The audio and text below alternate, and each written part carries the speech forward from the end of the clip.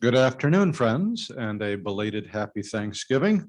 Welcome to the Rotary Club of York, the 26th largest Rotary club in the world, and a club dedicated to imagining and living out the Rotary mission of service above self. I'm Glenn Miller, the club president. Our opening song today, My Country 'Tis of Thee, and the Pledge of Allegiance will be led by Steve Feldman. Our invocation will be offered by Eric Chase, and our visitors and visiting Rotarians will be introduced by John Eister. Please take a moment to silence your electronic devices.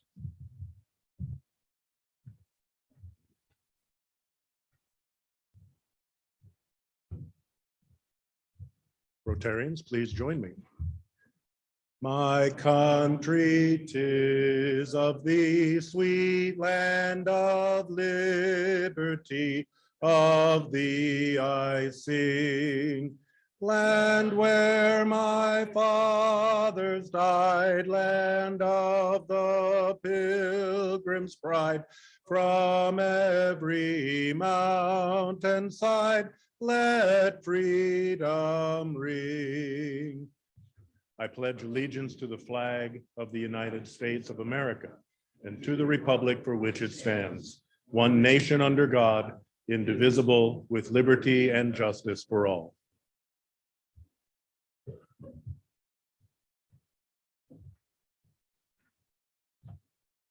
Will you please join me in a way that you're most accustomed to prayer? Creator God, as we come before you in this change of season, as days seem to shorten and all the natural world seems to slumber and go to sleep, our lives seem to get more busy in this season. Let us take a moment to pause and be with each other, to be in fellowship of this Rotary Club. We are grateful for so many blessings in our lives, and we give thanks for our speaker today, who is helping to develop and design and equip different biotechnological advances to save lives. We especially give gratitude in this week of Thanksgiving for the food that has been prepared, the hands that have served it, and those who have prepared it so that we may nourish our bodies, so that we may continue to serve above self through Rotary. And for all this we pray, amen.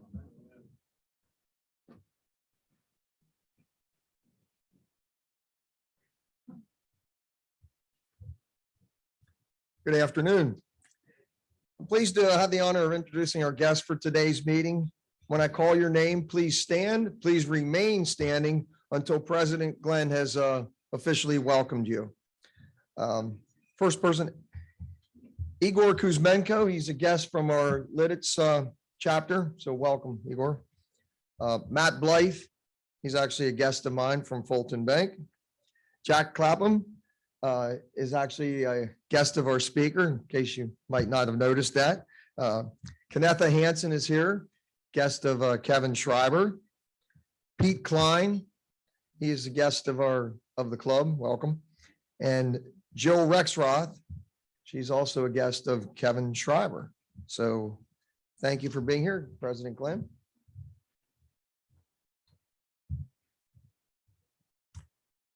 Friends, we are grateful and delighted to have you with us this morning. I hope that you have already discerned that this is a lively and diverse group of people who are not only happy to be welcoming you today, but that would most assuredly welcome your interest in joining our ranks. Members, please help me welcome our visiting Rotarian and guests. You may be seated. If you stay standing, we'll nominate you to a committee. Speaking of which, the program committee meets this afternoon downstairs in the mixed grill here at CCY immediately following this meeting. The membership committee will meet on the 5th of December at 4 p.m.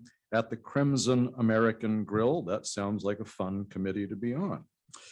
Our program on December 21st will be off-site at York College of Pennsylvania.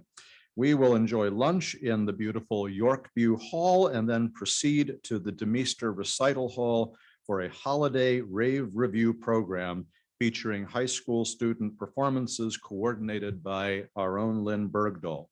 Reservations, as always, for this kind of event are required. You will find a link in tomorrow's announcer to easily register online, or you may use the QR code found on your tables. Aren't we sophisticated? The deadline to register is December the 14th. And the membership committee also wishes to recognize past President Dave Meckley. Is Dave here today? Well, rats. We will do this again another week, but since this is the week of his 45th anniversary, let us commend our past president and friend Dave.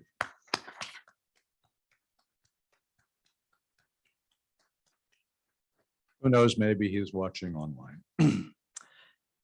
We have had a unique opportunity that you are already aware of because I know you read all of your emails from the Rotary Club faithfully and promptly, to join with the Rotary Club of Lidditz in support of their efforts to raise funds for the purchase of power generators to supply hospital departments in Ukraine.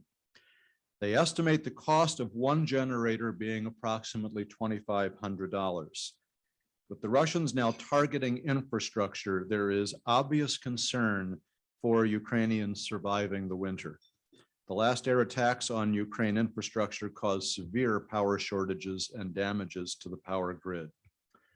The CEF Board of Directors has approved a donation of $2,500 to the Rotary Club of, and Igor is going to have to correct me on this, Szczesnek, Poland. How did I do? Okay.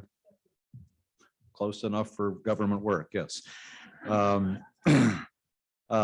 the Lidditz Rotary is working to provide the needed generators. In addition, CEF Disaster Fund will match donations from Rotary Club members up to $2,500 in further support of this project. I am very pleased to welcome our fellow Rotarian Igor from the Lidditz Rotary Club to the podium, who will speak briefly about this project. Igor, welcome.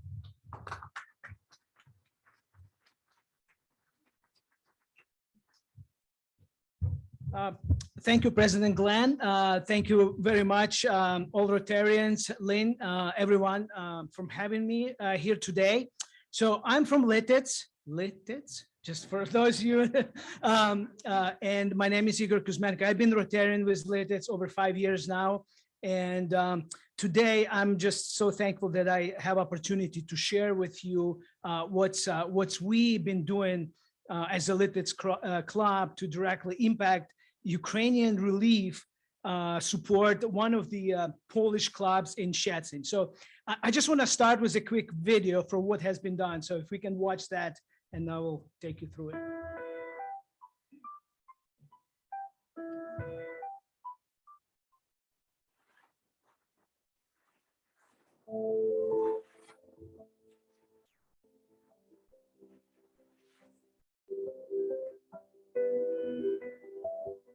My life in Ukraine was active, social active. I am entrepreneur and I have a business. I had 3 offices.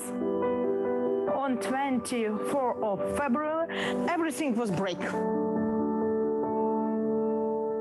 We were announced at 5 a.m. that's like some missiles were coming, we don't know what's going on, and then we found that opportunity to go to Poland and we came here.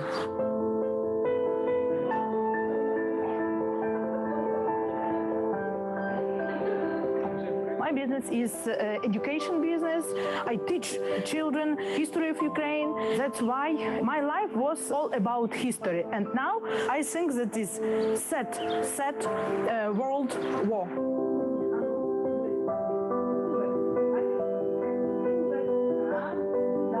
Here are a lot of opportunities for me to work, to study.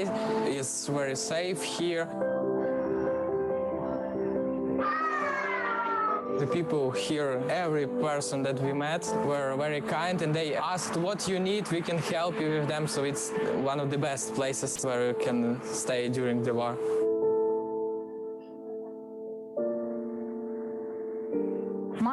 two sons study for Ukraine, work for Ukraine.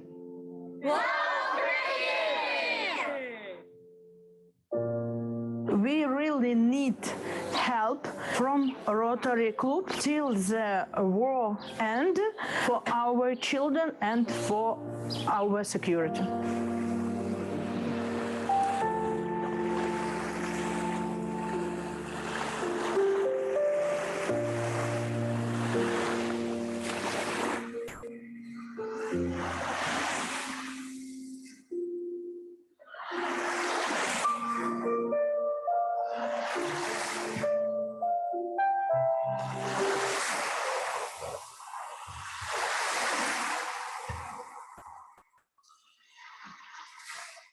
Dear fellow Rotarians, as you can see, this is what was happening in the spring, and Rotary clubs in Europe and around the world have taken swift action and was working to provide food, water, medical equipment, medications, and shelter for the refugees from Ukraine. So according to United Nations, as of today, because the numbers are changing every day, it's over 15.7 million of people in Ukraine are in need of humanitarian assistance. Many of them are elderly, women, children, and have sought refuge in the neighboring European countries, in the United States now, and also have been displaced within the country of Ukraine. So if you can think about population of Pennsylvania is only 13 million people. So entire state is basically, displaced, if you want to relate in some ways.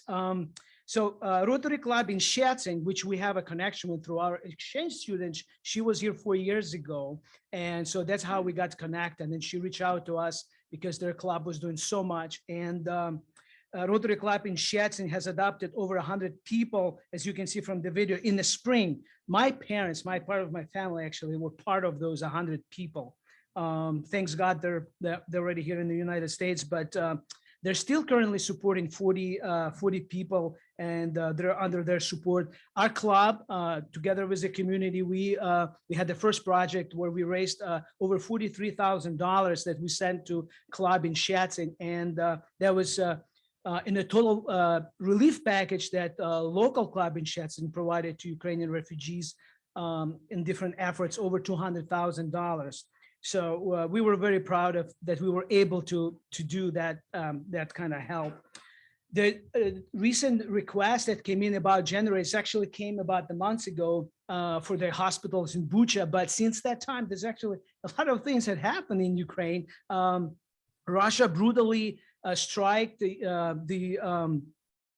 country's infrastructure. Now, a lot of schools out of power, a lot of public facilities, a lot of stations that just have no power. So on Wednesday, November 23rd, Polish club already delivered the first batch of generators. They allocated the full-size van that they take actually from Poland, delivering directly to Ukraine, and they distributed 14 generators to kindergartens, to the hospitals in Kiev, in Bucha, the warm-up stations. Ukraine is creating warm-up stations. It's kind of where people can go and charge their, cell phones, maybe some devices, or just stay warm.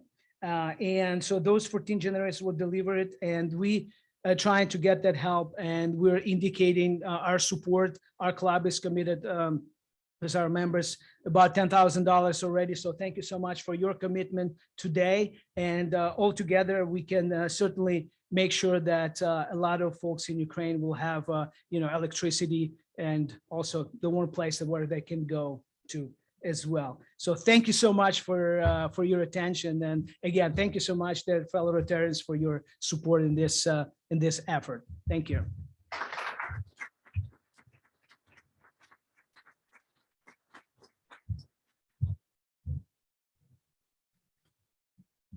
Igor, thank you so much for being here today and for the invitation to partner with you. This is exactly the kind of partnering that we need to do more of as Rotary clubs in this district and Rotary clubs around the world. I'm very pleased to tell you that walking in here today, I've learned that in response to the email that went out before Igor even spoke, we have one Rotarian who has personally committed to providing $5,000 to buy 2 generators.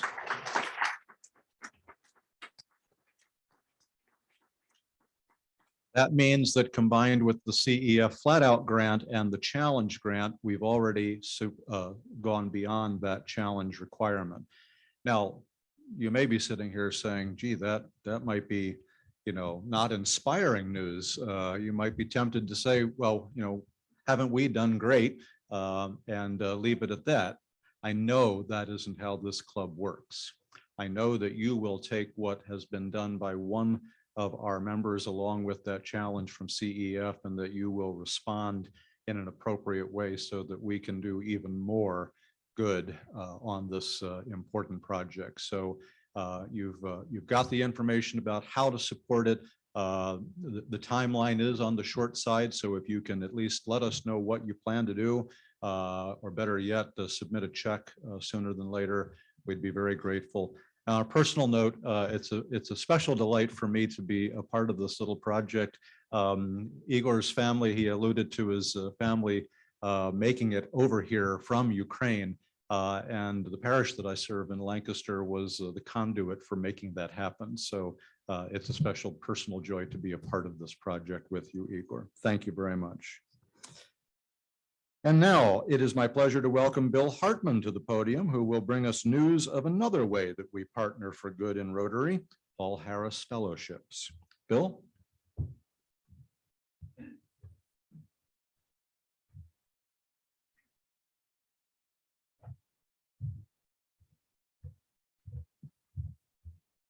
Thank you, President Glenn. Good afternoon, fellow Rotarians. Igor, that was moving.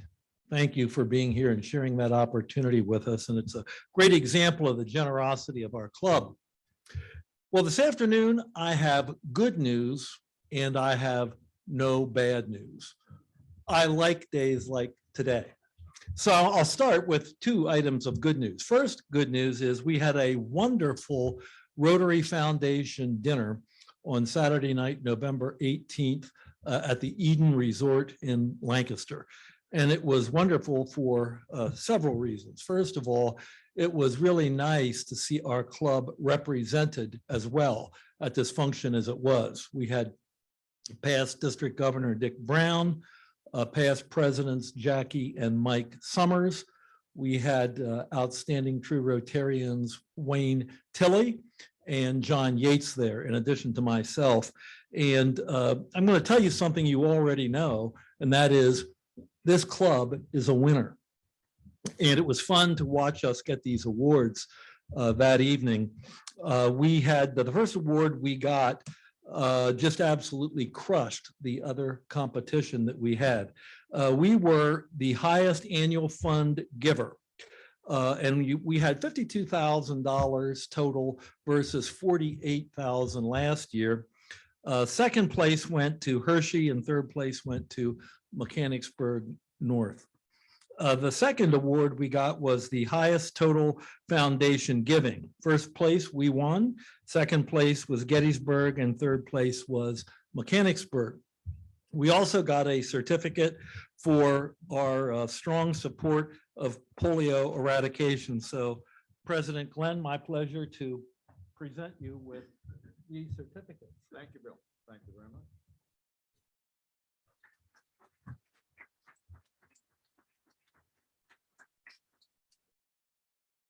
Some more good news. As you recall, in October, we had a presentation about the Paul Harris Fellows, the Rotary Foundation, and we made it Rotary Foundation Month.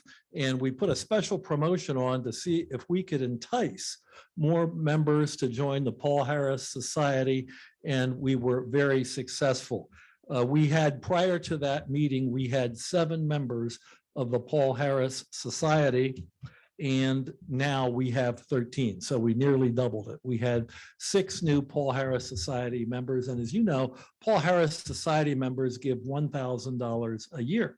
So it's very, very significant. So as soon as we get their pins and certificates, we will be honoring them. And we'll look forward to that ceremony. Today, we also want to make some presentations of Paul Harris Fellowships to some outstanding true Rotarians, and would like to start off with past District Governor Ben Hoover, who will receive his Paul Harris Fellow +7 pin.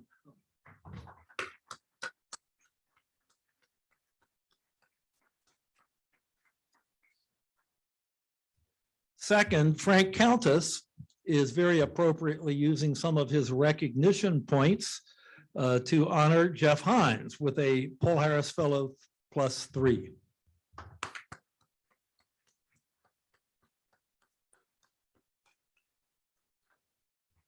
Next, we have Sue Ann Klein, who will win a pin for Paul Harris Fellow +2.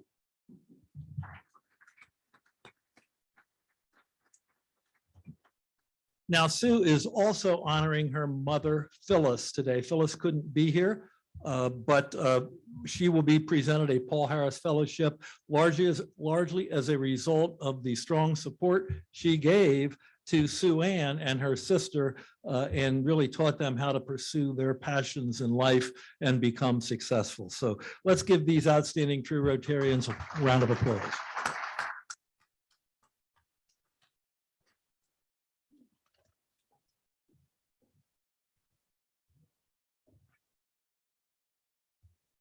Friends, thank you for continuing to support Rotary International and its work at these generous levels. As always, the Rotary Club of York sets the bar high. Well done. And now I am delighted, speaking of setting the bar high, to welcome Phil Woods, who will present a new Service Above Self Award from the club. Phil?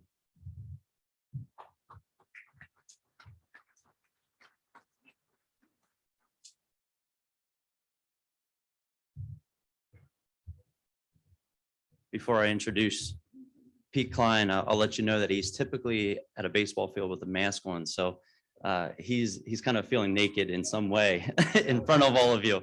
No umpire mask or hat. Yeah. Thank you for your support of, first off, for York City Little League. And that's my connection you'll see is to Pete Klein through Little League. Pete's our district administrator. He's district administrator of District 14, covering York, Adams, part of Franklin, part of Cumberland counties. 16 total leagues are under his, I'll say, jurisdiction under that district. Pete goes back with Little League involvement to when his boys played. He was part of York Little League from 2010 until 14 as league president.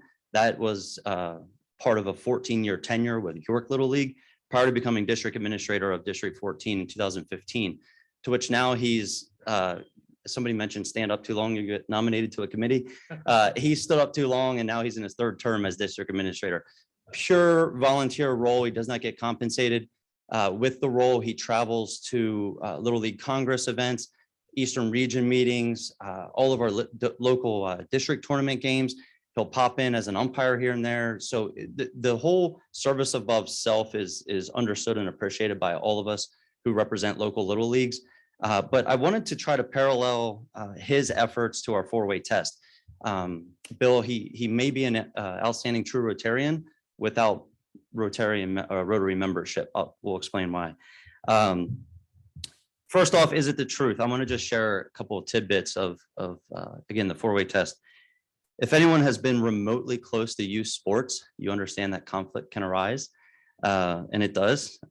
Pete fields a number of phone calls from all of us as league presidents, board officials, and puts in a great deal of time mentoring us through those situations.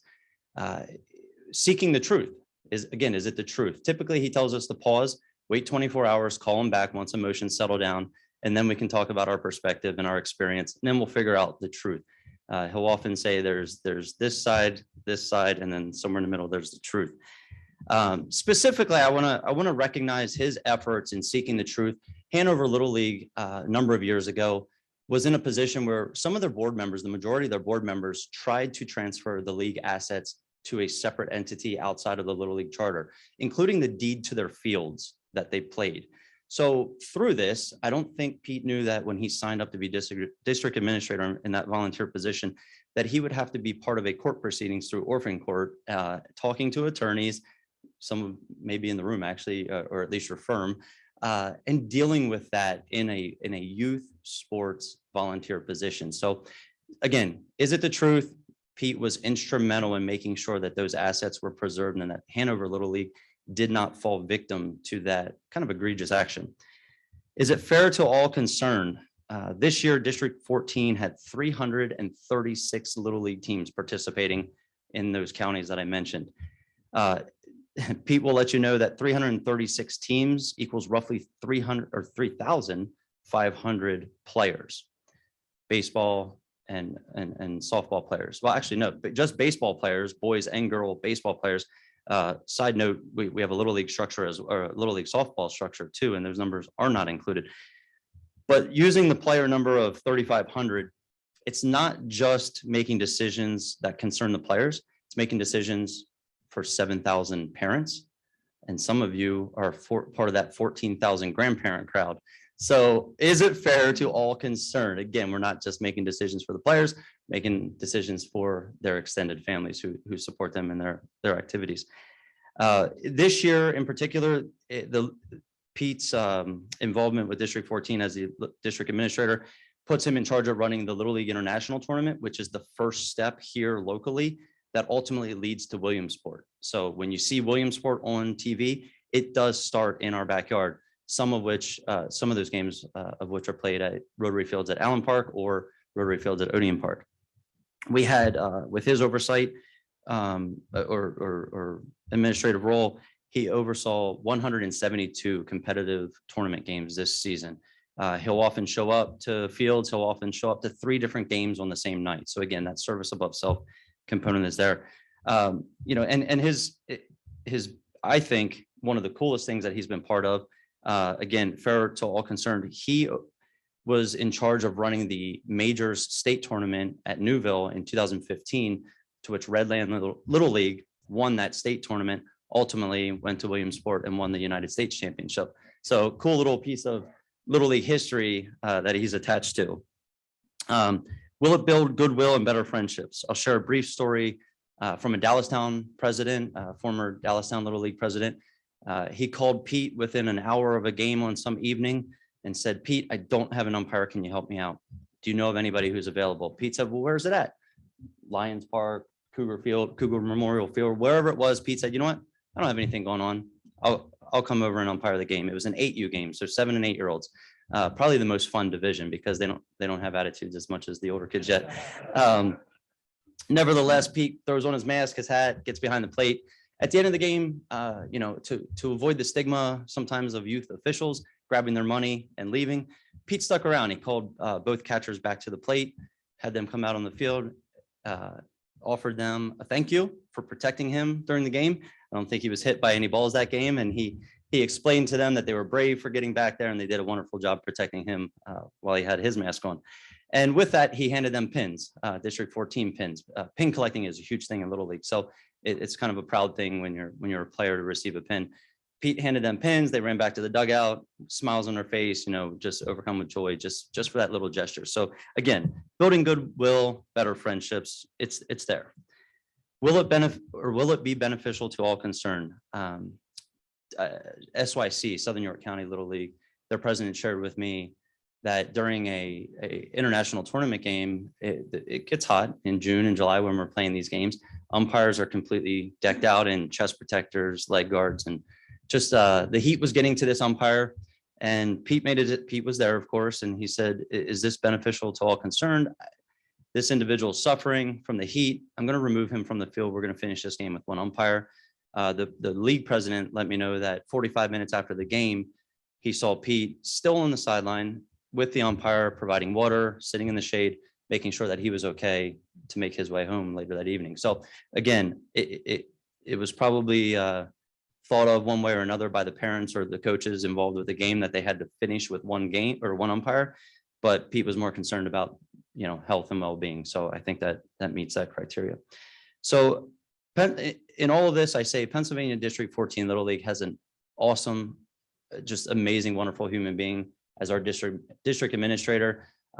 Couldn't ask for a better volunteer. The effort that he puts in. I like to talk. I don't know if I'm hitting 6 minutes yet. That was my limit, but Pete fields phone calls for me, and I kind of want to call AT&T and ask them for a history of our numbers and that call log, just for fun. But nevertheless, Pete steps in with guidance, with effort whenever needed, and the most he ever asked for is a hot dog from the concession stand. So that's an easy payment to make for his effort. So if you would, I'm gonna present Pete Klein with the Rotary Club of York, Charles S. Wolf Service Above Self Award, and ask you to join me in a round of applause.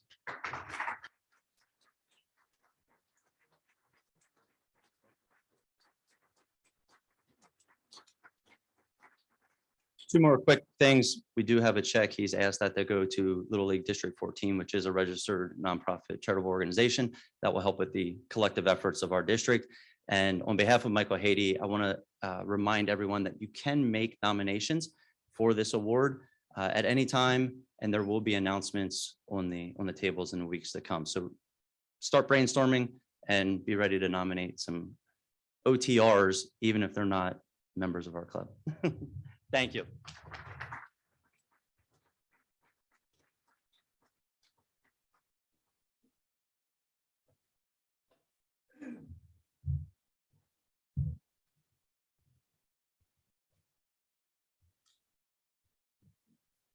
Thank you very much, Phil, and congratulations, Pete.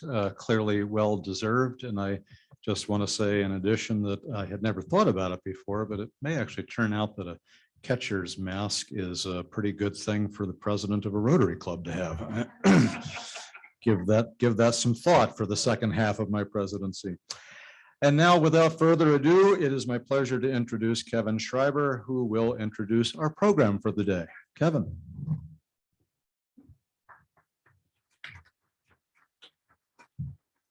Okie dokie. How's everyone doing? Good afternoon, Rotarians. I know we've got a lot yet to hear from Mr. Clapham, so I'm going to be brief, but it was just over a year ago, it was October of 2021, which feels like ages ago, that along with Governor Wolf, elected officials, state government officials, a host of county corporate leaders, civic leaders, we welcomed BioTechnique to York, Pennsylvania. BioTechnique, you'll hear a lot about it, is a wholly owned subsidiary of PSC Biotech. PSC Biotech is chaired, their CEO is Mr. John Clapham, who joins us today. John is also joined by his 5th grade son, Jack.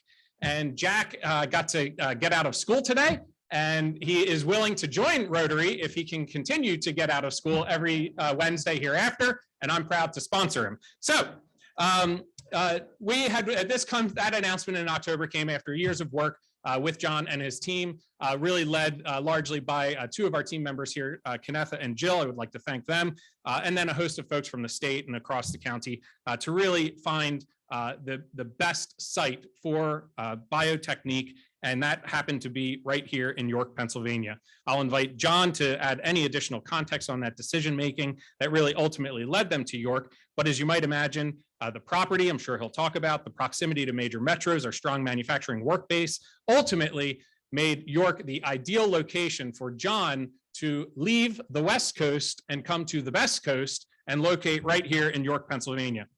BioTechnique is now headquartered in York. They're providing contract development, manufacturing, and storage solutions for customers globally, largely in the pharmaceutical industry, of which you'll hear a lot about. And an additional very cool project that's closely related to Rotary, certainly, undertaken by John, is the development of Future Cares, a 501c3 nonprofit dedicated to finding cures for currently incurable diseases.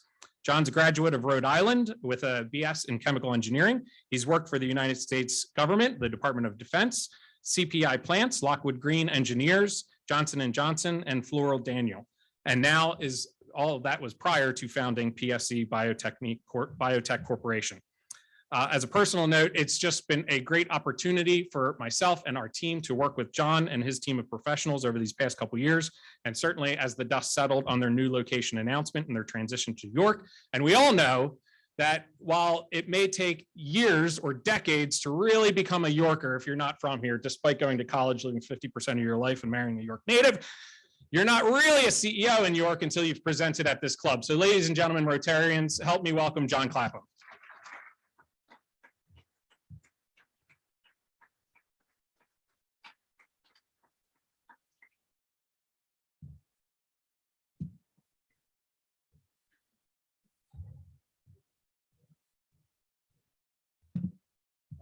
On behalf of the Rotary Club, I'm really honored to be here, and I just want to make one note to Igor. We do have a really nice generator available that we had to replace because we need a much larger generator. So if you want to come over and take a look at it, it's pristine, it's ready to go, and it could power a hospital for sure. So we'd be more than happy to donate that to your cause. So.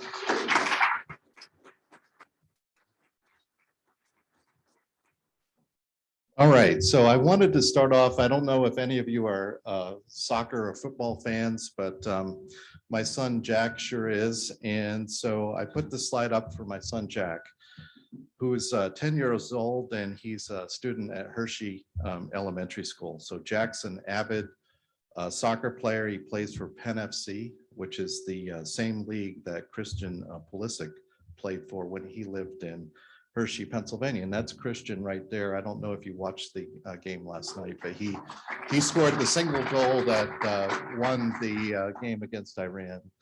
And so Christian Pulisic, he's an American soccer player. He plays for the Premier League club Chelsea, and he plays for the United States national team. And he has the nickname of Captain America by fans and other fans. So he's the former captain of the America World Cup team. He's only 24 years old, and he was born right here in Pennsylvania in Hershey. So something notable. He really did a good job last night. So a little bit about our company. On behalf of myself, the Rotary Club of York, and the York County Economic Alliance, our company PSC Biotech is really honored to be here today. I would like to thank Kevin Schreiber, who's president and CEO of York County Economic Alliance. He's part of the reason I'm here today. And Kenneth Hansen, who's director of economic development financing at York County Economic Alliance. And I'm really pleased to be here today. So I'm also very proud to let you know that my father, Andrew Clapham, and my mother, Chan Clapham, are both Rotarians in Westerly, Rhode Island. And I gave this same presentation that I'm going to give you today, I gave to them earlier this year. So a little bit about our company. Our company is a company that I founded in 1996. We're a global company that works in the field of life sciences. The company's headquartered in Los Angeles, California, but we now have a significant presence here in York, Pennsylvania, thanks to the support of the York County Economic Alliance. So our company is multifaceted. We have both for-profit and not-for-profit components of our organization. PSC Biotech Corporation provides both professional consulting services for the life sciences industry and also provides enterprise quality management software for the life sciences organizations. So our software is delivered as software as a service, and BioTechnique is our biopharmaceutical manufacturing division of our company, and that's located at 250 Cross Farm Lane in York, Pennsylvania. Future Cures is our philanthropic division, which is dedicated to finding cures for incurable diseases. So I'll go into a little bit about me and my journey into entrepreneurship and how I got here to York, Pennsylvania. So I was born and raised in Rhode Island, but I lived a big portion of my life out in the West Coast. But I attended public schools in Westerly, Rhode Island. I graduated Westerly High School in 1985. and I graduated the University of Rhode Island in 1989 with a degree in chemical engineering. My very first job after graduating college was with the Naval Surface Weapons Center. I worked in the nitroglycerin plant. Yes, we made nitroglycerin. Nitroglycerin is a key ingredient for rocket propellant as well as traditional ordnance. And after I did that stint with the Naval Ordnance Station and Naval Surface Weapons Center, I decided I did not want to make products that kill people. So it was kind of one of these things that I had this epiphany, and I decided I wanted to make products that saved people. So hence my journey into life sciences. So a little bit about our corporate history. After leaving the Department of Defense in 1990, I took some consulting positions, and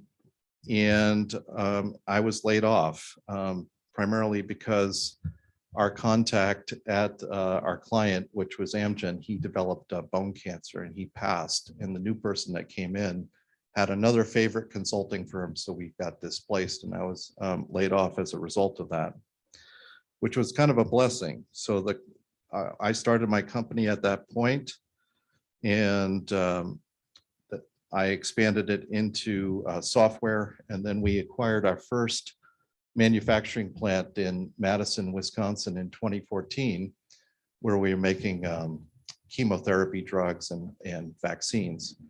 We divested that plant in 2018, and we retained the freedom to operate as BioTechnique, and we acquired the York, Pennsylvania site in December of 2020 with support from the York County Economic Alliance.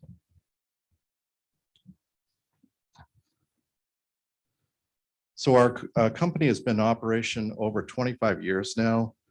Our corporate headquarters is still in Los Angeles, but we have a significant presence now in York, Pennsylvania.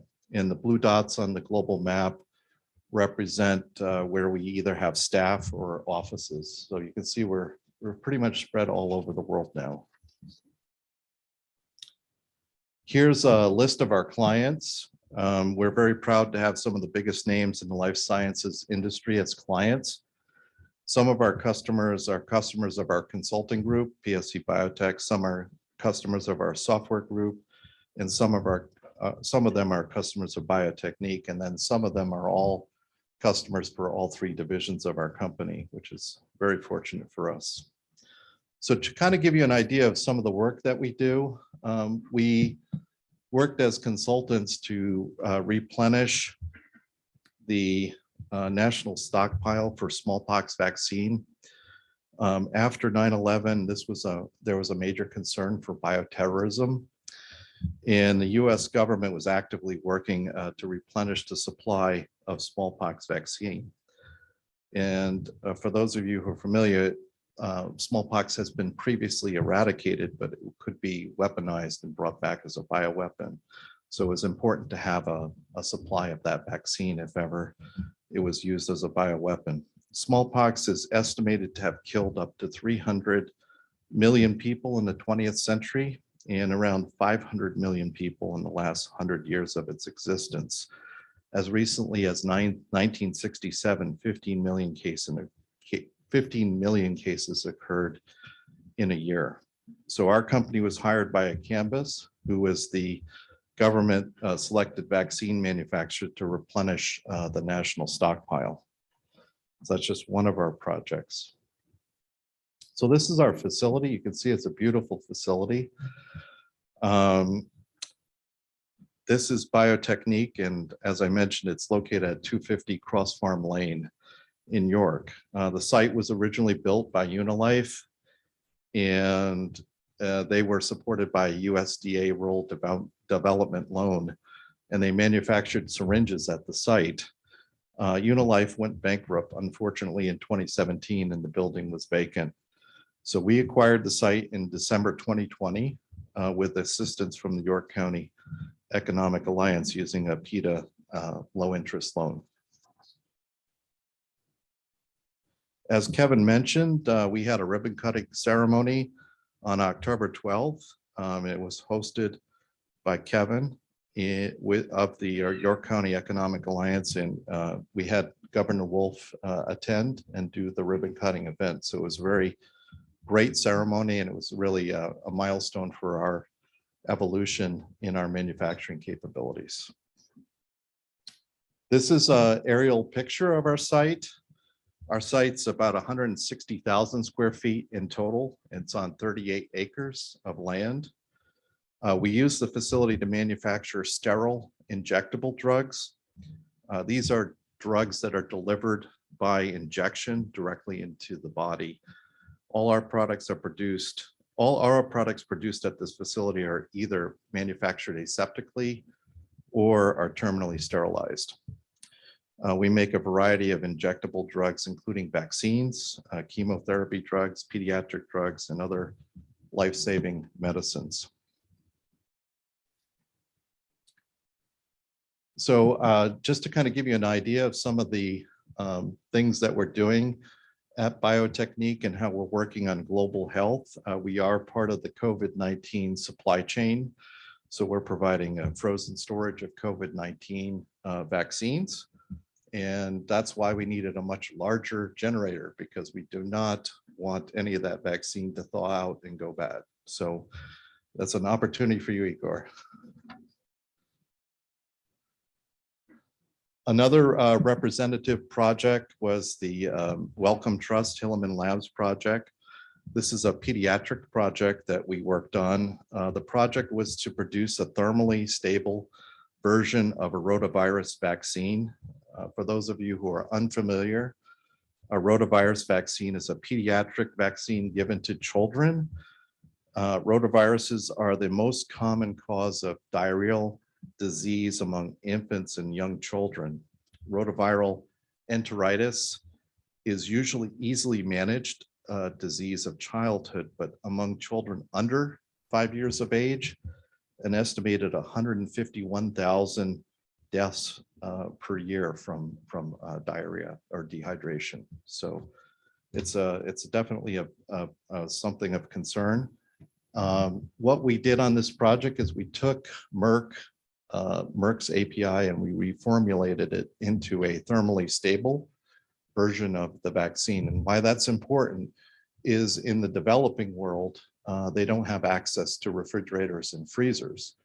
The vaccine, as it exists in this country, it requires cold chain storage. So this was very important. Hilleman and the Wellcome Trust funded this project, and we did all the manufacturing work, and we proved in the clinic that this thermally stable version was the same as the cold chain version. So it was a major accomplishment for our team. This is a project that we just finished this year. It was a partnership with the University of Nebraska and the Oswaldo Cruz Foundation, which is in Brazil. It was for schistomiasis. Many of you in this room are not familiar with this. This is what's called a rare and tropical disease. So the US government actually incentivizes companies to develop vaccines for underrepresented diseases, and schistomiasis is one of those conditions. So schistomiasis is also known as snail fever, bilharzia, or Katayama fever. It's a disease caused by parasitic flatworms, and those are called schistosomes. The urinary tract or the intestines may be infected. Symptoms include abdominal pain, diarrhea, bloody stool, blood in the urine. Those who have been infected for a long time may experience liver damage, kidney failure, infertility, bladder cancer. In children, it may cause poor growth or learning difficulties. So schistomiasis affects about 237 million people globally, and an estimated about 200,000 people die from it for each year. So this disease is most commonly found in Africa, Asia, and South America. And schistomiasis is second only to malaria among parasitic diseases with the greatest economic impact.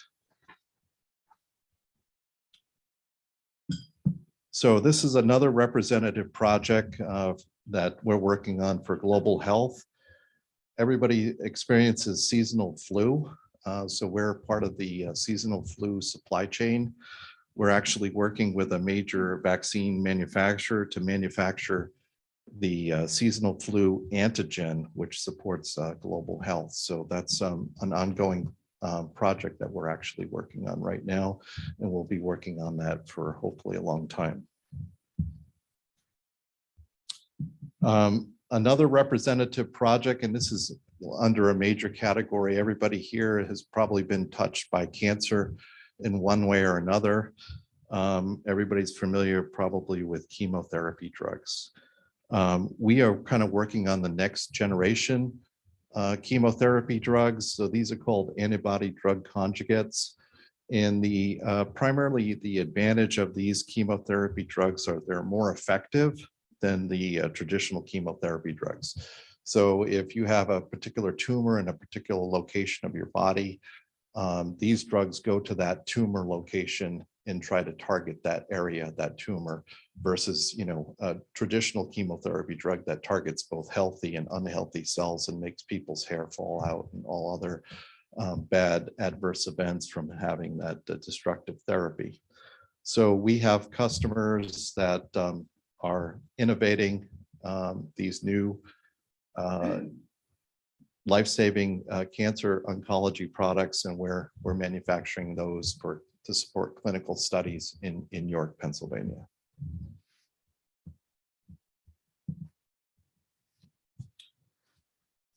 Finally, I wanted to end on our own not-for-profit in the spirit of the Rotary Club.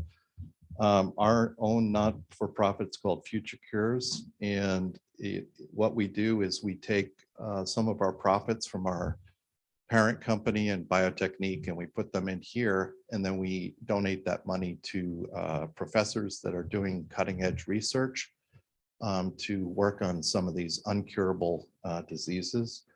And so it's a very small nonprofit, but we're hoping as time goes on, it'll grow and hopefully have a good outcome for a lot of people that are in a very untenable situation.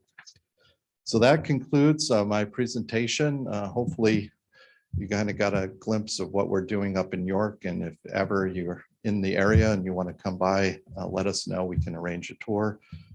We've been more than happy to host a variety of groups. So with that, are there any questions? Yes, sir.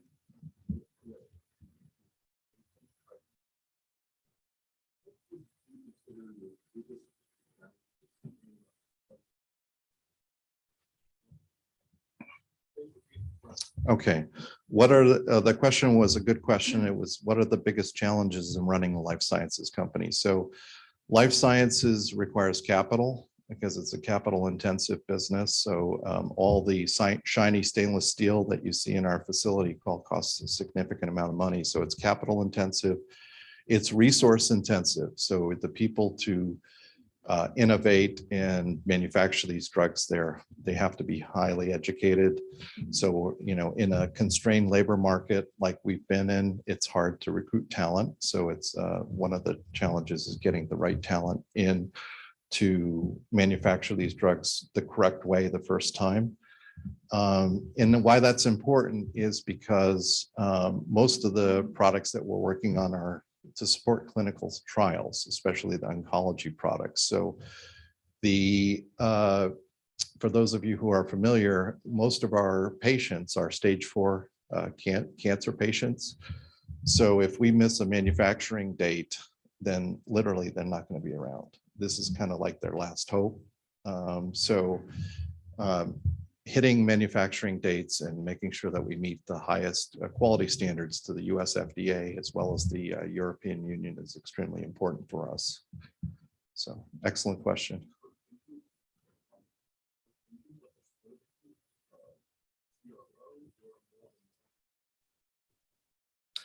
That's an excellent question. We are a contract manufacturing organization, so we can make clinical material and commercial material. Right now, we're focusing primarily on clinical, but eventually, as these programs have success in the clinic And they have the scientific data to submit to the US FDA to get a regulatory approval for those therapies, then we would go in and manufacture those products on behalf of our customer. Yes, sir. Go ahead. Yes.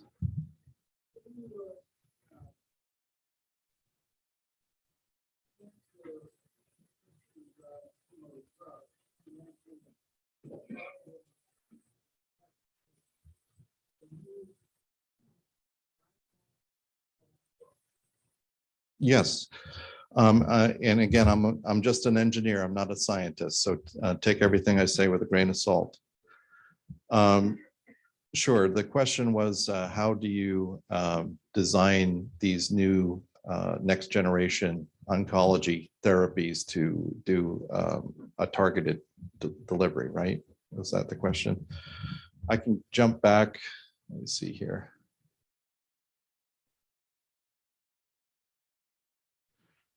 At a high level, there's 3 components to these therapies. So there's a monoclonal antibody, which is for lack of a better term, a guided missile. There's a linker, and then there's the drug, which is called the warhead. And so the way these drugs work is they go into your body and they go to a specific area of the body based on how they're programmed. And the benefit of these types of drugs is they do less collateral damage in the body. So they're kind of localizing on the tumor wherever that's located. So depending on those 3 components, you can design these targeted therapies that do less damage than the traditional chemotherapy drugs. Did I answer your question?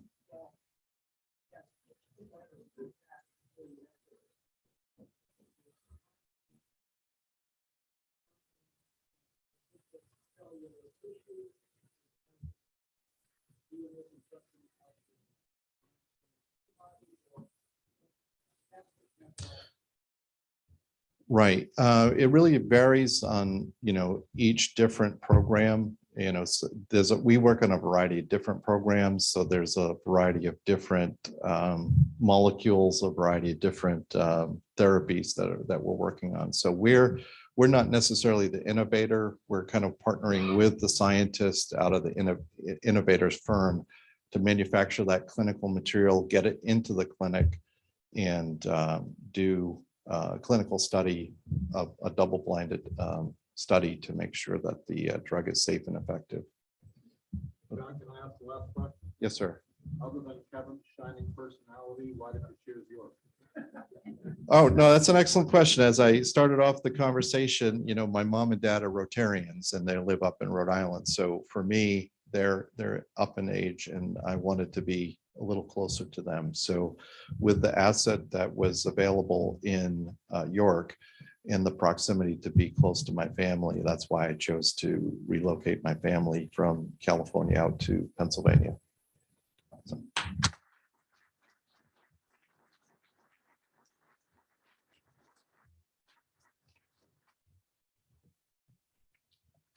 John, please thank your parents for us for living on the East Coast. We're grateful. Seriously, thank you for what you have brought to our community. This seems to me once more a superb example of York's reputation as a hub for innovation, not being something in the past, but being something very much a present and living reality. In honor of John's visit, he has signed the book plate for the book, The Wonderful Things You Will Be by Emily Winfield Martin. This will be donated to the Smith STEAM Academy, say that 10 times fast, in the York City School District. And I'd like to also say that we have a very rigorous set of requirements for membership in the Rotary Club, and particularly with your donation of the generator, you've already qualified for membership. So your application materials will be in the mail, and Kevin and I will fight over who gets to sponsor you. Next week, we will hear from Dr. Scott Moore, Director of China Programs and Strategic Initiatives at the University of Pennsylvania. His most recent book, China's Next Act, re-envisions China's role in the world with a focus on sustainability and technology. He argues that these shared global challenges are reshaping China's economic and foreign policy. Our closing quote comes from President-elect Aaron Jacobs, who says, "Imagine if each Rotary committee had one service project per year in York City." Great idea. Go get them. Folks, our meeting is adjourned. Safe travels.